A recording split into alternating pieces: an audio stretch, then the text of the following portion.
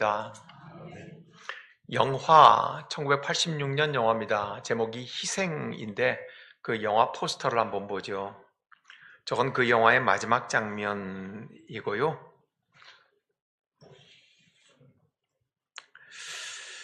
러시아 영화 감독인 안드레이 타르코프스키 감독이 1986년도에 자기가 암 투병을 하면서 만들었던 마지막 유작 영화입니다. 네. 안드레이 타르코프스키 감독을 아시는 분들은 많지 않겠지만 최근 인류 역사 100년 동안에 영화를 예술이라고 부를 수 있게 한 감독이다. 그렇게 위대한 감독이라고 합니다. 기독교적인 주제의 작품들을 많이 만들었습니다.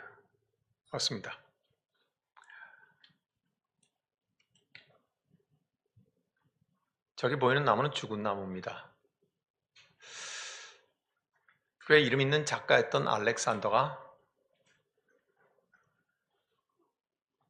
은퇴하고 시골에서 실오증이 걸린, 즉 말을 하는 것을 잃어버린, 말을 못하는 아들 고센하고 둘이서 시골에서 삽니다. 말 못하는 아들과 함께 산책을 나가서 알렉산더는 아들에게 이런 얘기를 말합니다. 옛날에 얘야 어떤 수도승이 한 사람이 있었는데 그 사람은 아침마다 일어나서 지극정성으로 하루도 빠지지 않고 죽은 나무에 물을 주었단다.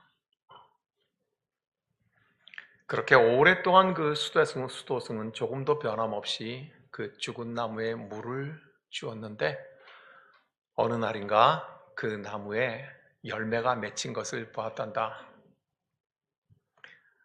아들아, 그러니 우리도 나무에 물을 한번 주어보자 하고 저렇게 바다가 보이는 바닷가에 죽은 나무를 한 그루 심어놓고 그리고 실어증이 걸린 아들 고센과 함께 아침마다 일어나면 극진하게 물을 줍니다.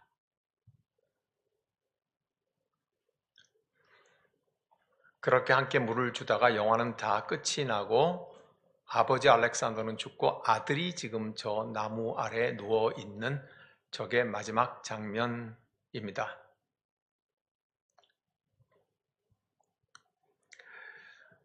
죽은 나무에 아침에 일찍 일어나서 아버지와 아들이 물을 극진히 준다. 무슨 일이 일어나겠습니까?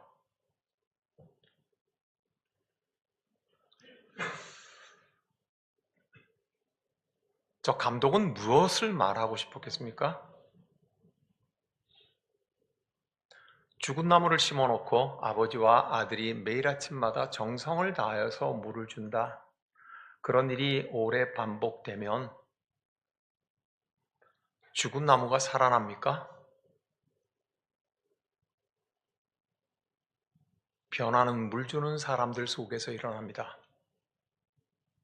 물을 주는 그 사람들이 변화하기 시작하는 겁니다.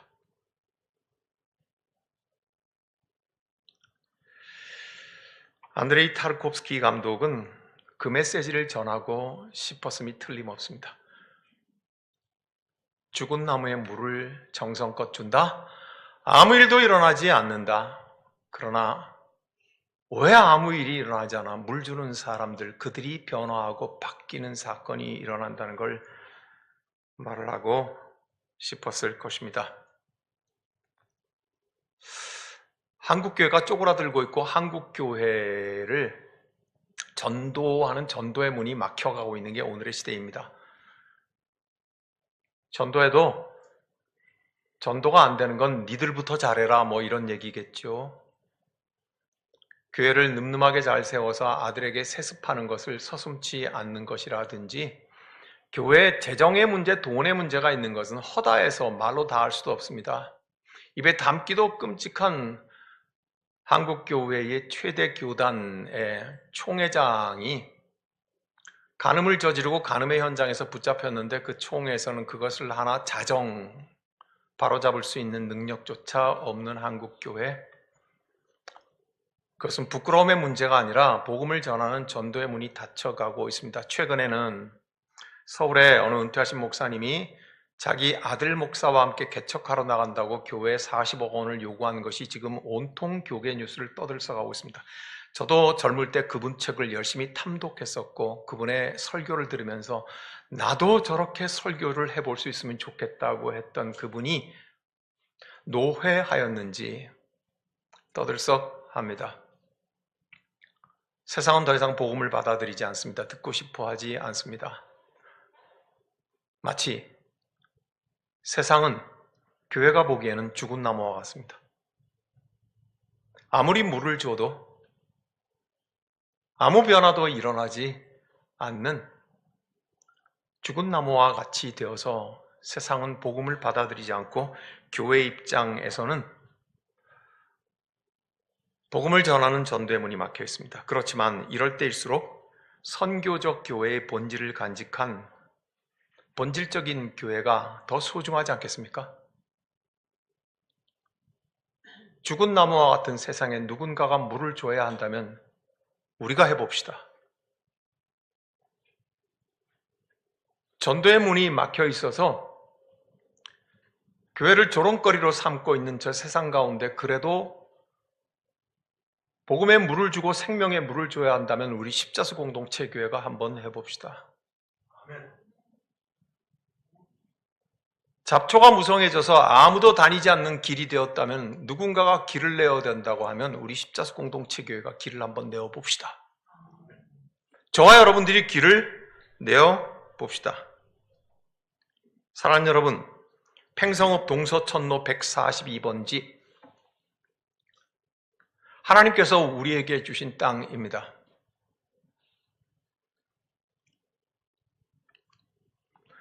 하나님께서 우리에게 허락을 하셨을 때 우리는 응답해야 될 책임이 있습니다. 저 땅은 하나님께서 주신 땅이라고 우리가 입술로 고백한다고 하면 저 땅이 하나님 보시기에 토부, 좋았더라라고 쓰임을 받아야 될 땅이라는 것, 그것은 우리의 응답해야 될 문제입니다. 맞죠? 저 세 배당의 땅과 건물의 공간, 여러분, 교회라고 하는 것은 굉장히 많은 내용을 품고 있습니다. 교회는 땅 위에 지어지는 것이니까 땅을 의미하기도 하고 거기에 세워진 건물을 뜻하기도 하고 그 땅과 건물 속에서 활동하고 모여서 움직이고 예배하는 사람들을 뜻하기도 하는 것이니 교회라고 하는 것은 단 한 가지만 말할 수 없는 굉장히 복합적인 의미를 가지고 있는 넓은 의미의 단어입니다. 네, 동서천로 142번지의 십자수 공동체 교회, 하나님이 주신 저 땅을 우리는 어떻게 사용하라고 명받았을까요?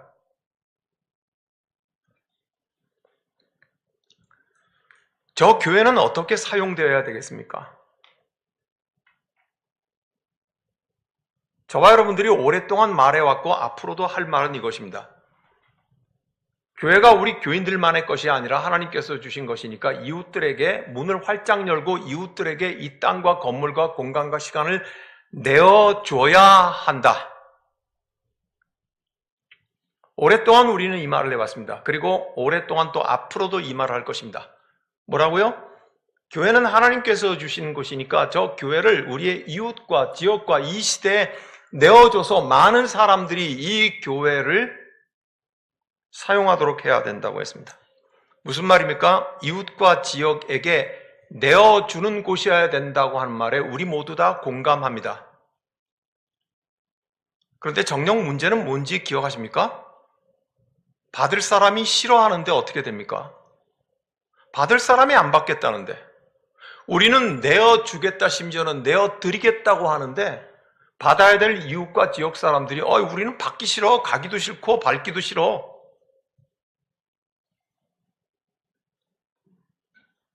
제대로 하지 못한 것 아니겠습니까? 그토록 주고 싶어서 애쓰는데 받을 사람이 받지 않고 거절한다면 뭔가가 성립 안 되는 거잖아요. 그러면 우리는 어떻게 해야 되겠습니까? 어디에서부터 생각을 시작하고 어디에서부터 우리 손과 발의 행동을 시작해야 되겠습니까? 이렇게 먼저 생각해 봅니다. 팽성읍 동서천로 142번지 새로운 십자수 공동체 교회, 저기에 10년 뒤의 주인공은 누구이겠습니까? 저기에 15년 뒤의 주인공들은 누구여야 하겠습니까? 지금의 주인공은 우리인 거 분명합니다. 저와 여러분들이 저기에 교회를 세우라고 하나님께 명령을 받았으니 저와 여러분들이 애써서 세웁니다. 그렇지만 앞으로 10년에서 15년 뒤에 저 땅의 주인공들은 누구여야 하겠습니까? 누가 저 교회의 봉사자요, 헌신자요, 드나드는 자들이며 살아있는 교회가 되게 하는 주인공들이어야 하겠습니까? 아마도 저와 여러분들 가운데 제법 많은 분들은 앞으로 10년 뒤에는 은퇴자들이 될 것임이 틀림없습니다. 그 10년 뒤에 말입니다. 그 15년 뒤에 저 땅의 주인공들은 누구이겠습니까? 누가 저 땅을 왕래하고 거기에서 오는 사람들을 팔 벌려 환대하는 사람들이 되어야 하겠습니까? 한국교회는 쪼그라들고 있습니다. 한국교회는 30대와 40대들이 아주 적극적으로 교회를 떠나고 있습니다. 완전히 떠나고 있습니다. 깡그리 떠나고 있습니다. 30대와 40대가 교회를 떠나고 있다는 명백한 증거는 한국교회 전체의 70%가 교회 학교가 없습니다.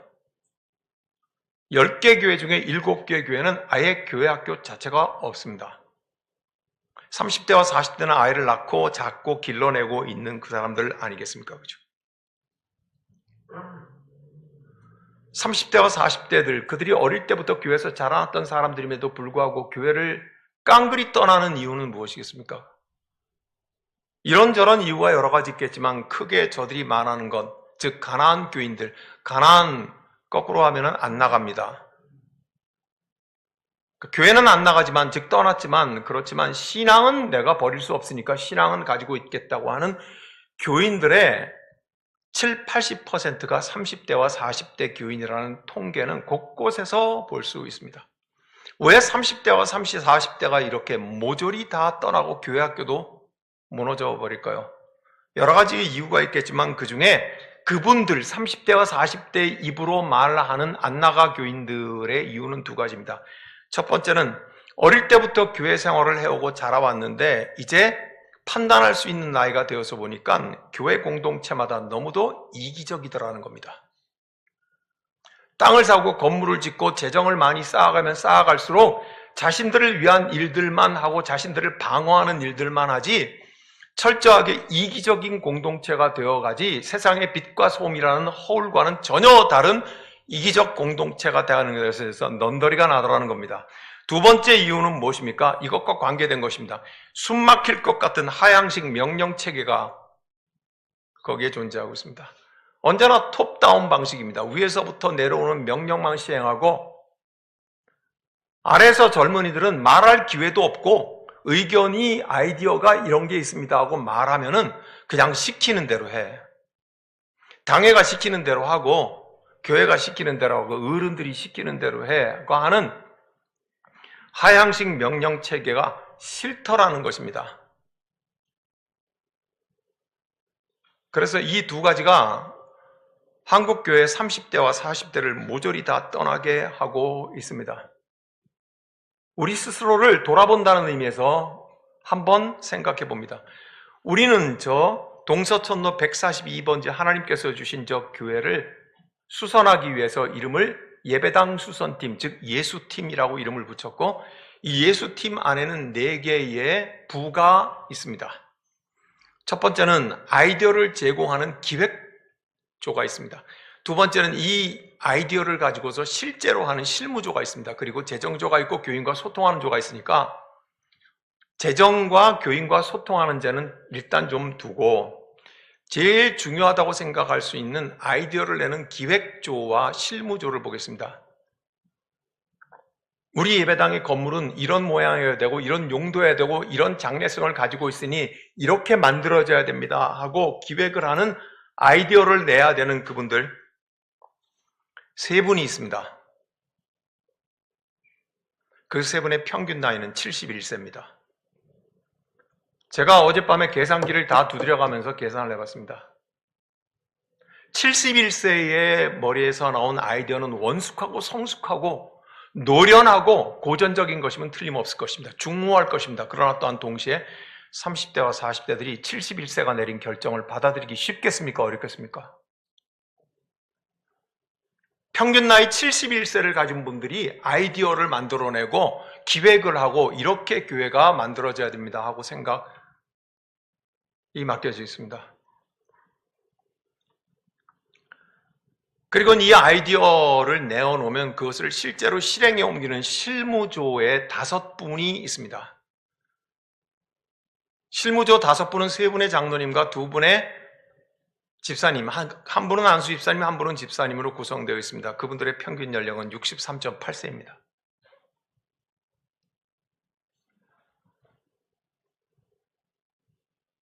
두렵지 않습니까, 여러분?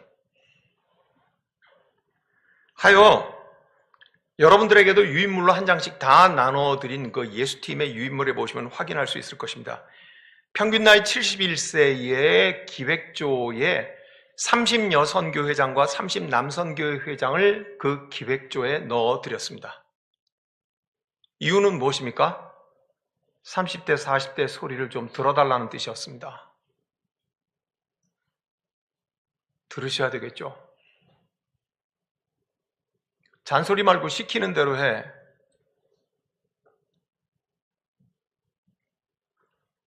거듭 질문합니다. 저 예배당, 저 교회의 10년 뒤의 주인공은 누구이겠습니까? 30대, 40대가 10년 뒤에는 40대, 50대가 될 것입니다. 20년 뒤라고 해도 지금 30대는 그때 50대이고 60대일 것입니다. 청년일 것입니다.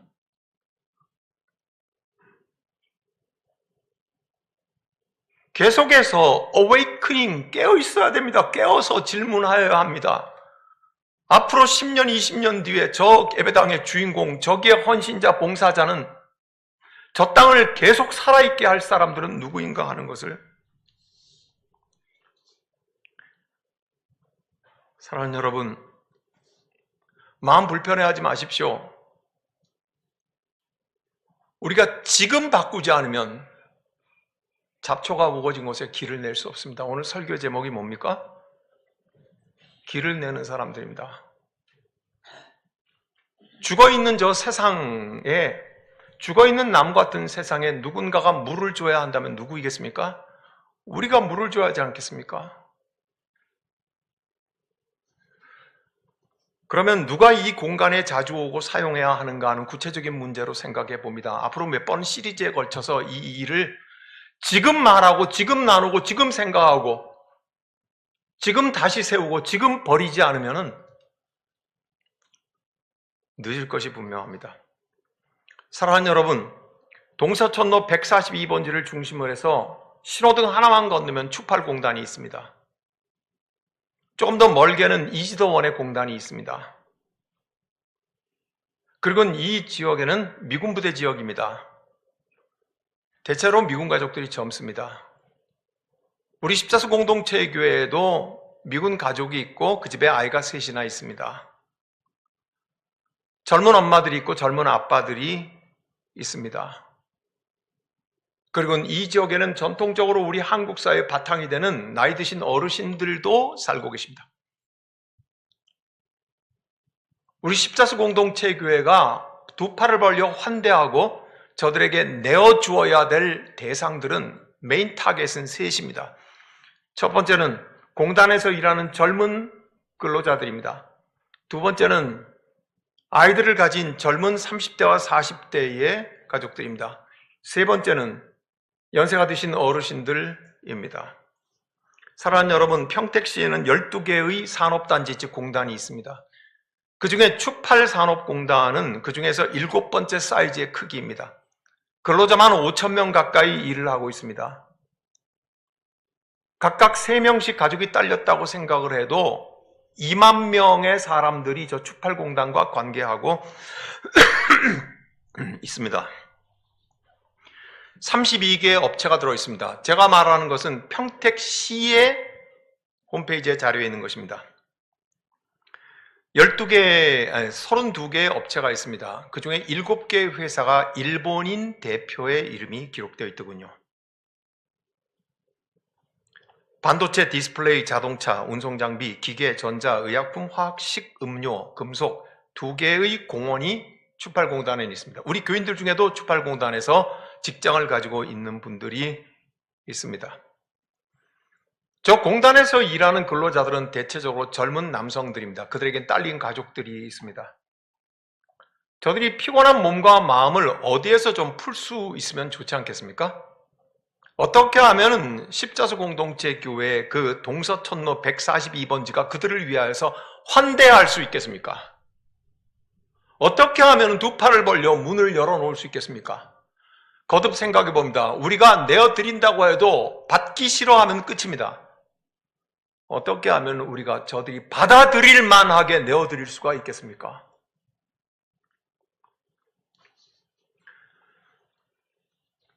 두 번째, 우리가 눈으로 보아야 할 것은 아이들이 있는 30대와 40대 여성들과 젊은 아빠들입니다.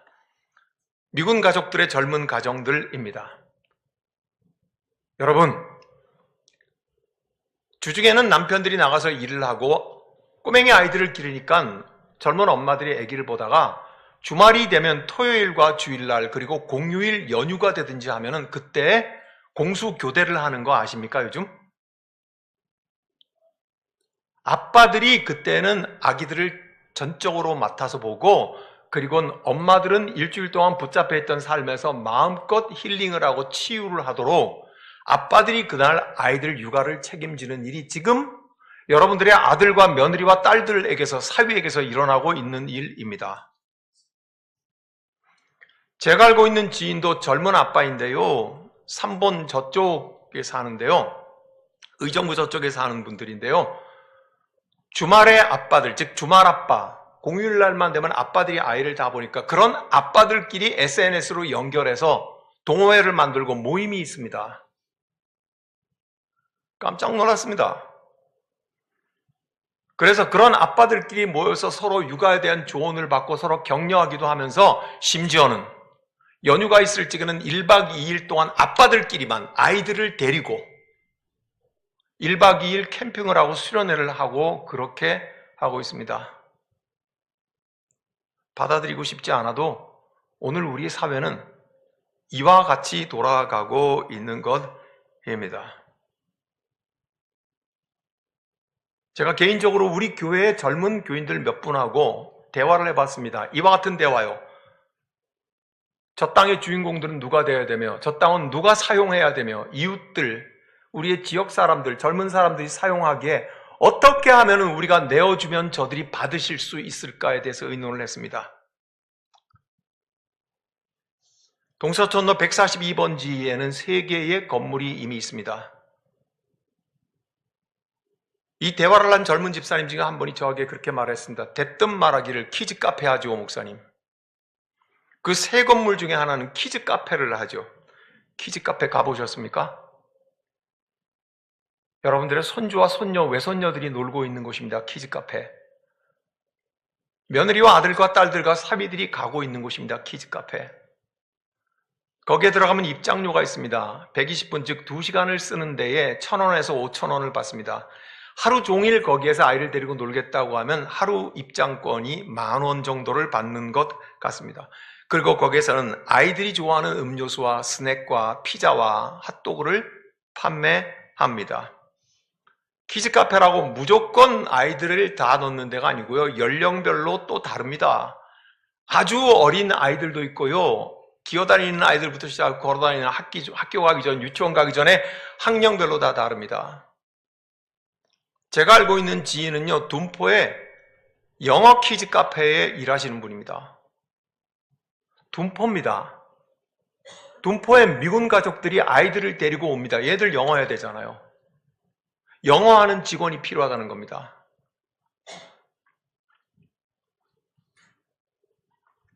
어떤 분은 이렇게 말을 합니다. 우리 대로와 연결되어 있는 50평짜리 건물은 나중에 탁 터가지고 밖으로 통창을 내고 거기에 이 지역 사람들이 올 수 있는 베이커리 카페를 열면 어떻습니까? 아기를 가진 엄마들이 남편 아침에 출근시키고 나면은요, 너무 어린 아기들은 떼어놓고 갈 수 없으니까 아기 유모차를 밀고 카페에 가서 동병상련 아픔을 가진 같이 애 키우는 엄마들하고 같이 말도 하고 대화도 하고 있는 사람들은 기도회도 하고 그렇게 하지 않습니까?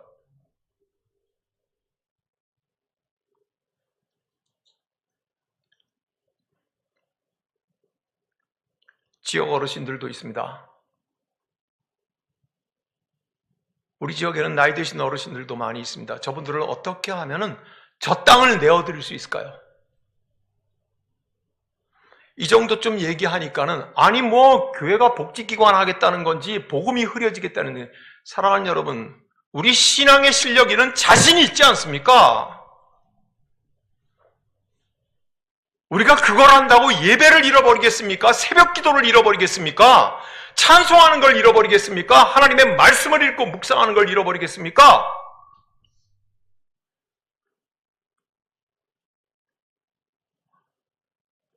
우리 주 예수 그리스도의 십자가와 부활의 은총 속에 우리가 휩싸여 지나는 그 믿음의 영광은 자신 있지 않습니까? 다만 우리의 하드웨어를 옷을 좀 바꾸어서 이 지역 주민들하고 함께 나누어서 환대하겠다는 것인데 뭘 그렇게 자신이 없어서 그러면 교회가 교회다워지는 건가? 그런 생각을 하게 됩니까?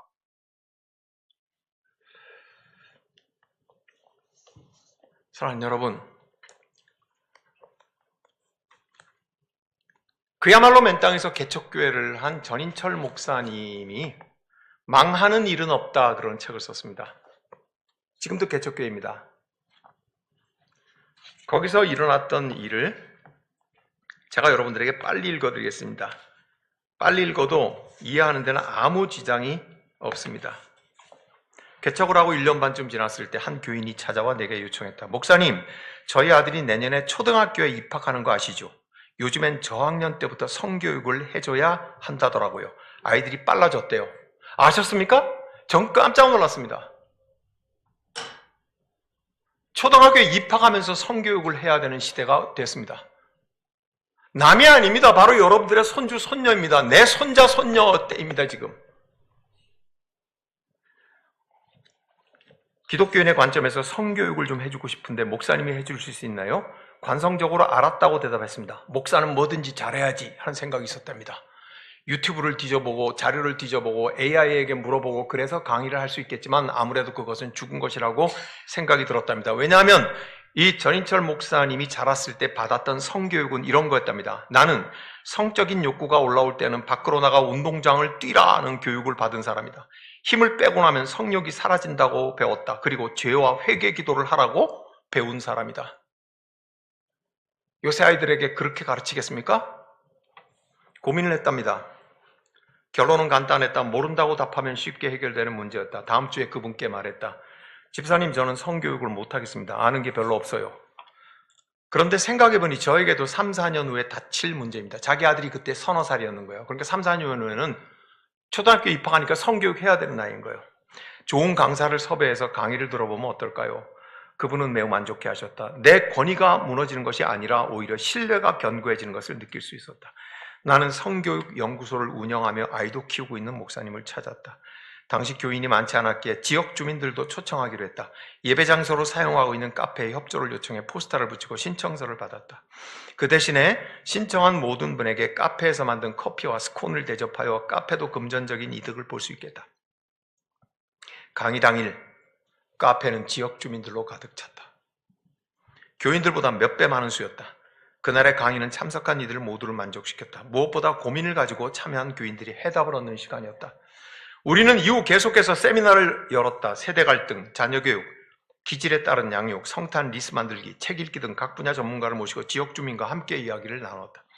지역 주민들도 모두가 우리가 교회인 것을 안다. 세미나의 책임자인 내가 목사인 것도 안다. 하지만 우리의 진심은 그들에게 거짓 없이 전달되었다. 전도의 미끼가 아니라 우리가 마련한 장치가 성대에서 그들과 나누려 한다는 것을 믿어주었다. 우리에게 필요한 것이 그들에게도 필요한 것이어서 감사했다. 함께 필요를 채우는 것이 기쁨이라는 것을 배울 수 있었다.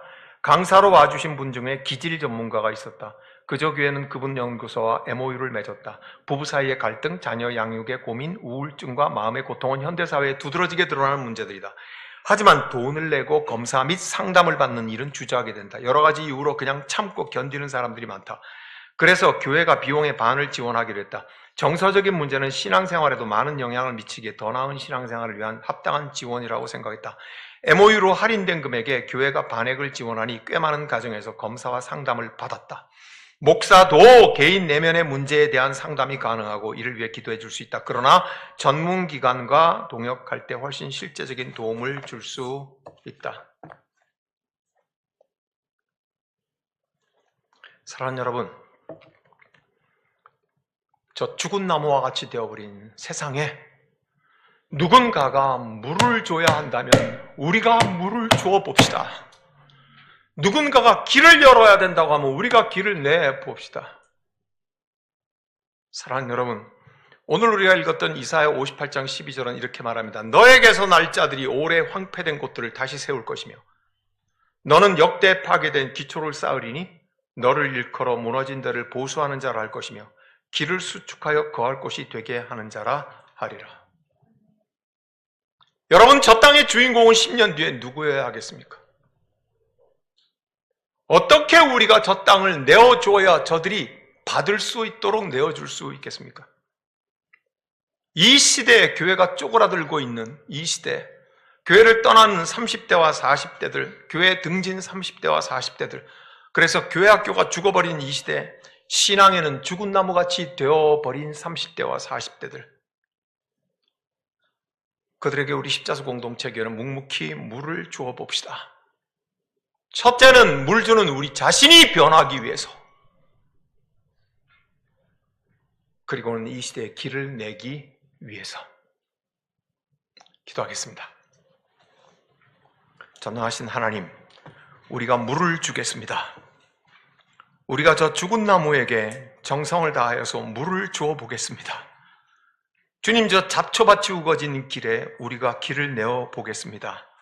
하나님께서 우리에게 주신 팽성읍 동서천로 142번지, 저 교회가 이웃과 지역이 받아들일 수 있게 내어줄 수 있도록 주님, 우리를 변화시켜 주시고 우리를 내려놓게 하시고 하나님께서 채워주신 그 지혜로 저들을 두 팔 벌려 환대하는 교회가 되게 하여 주시옵소서.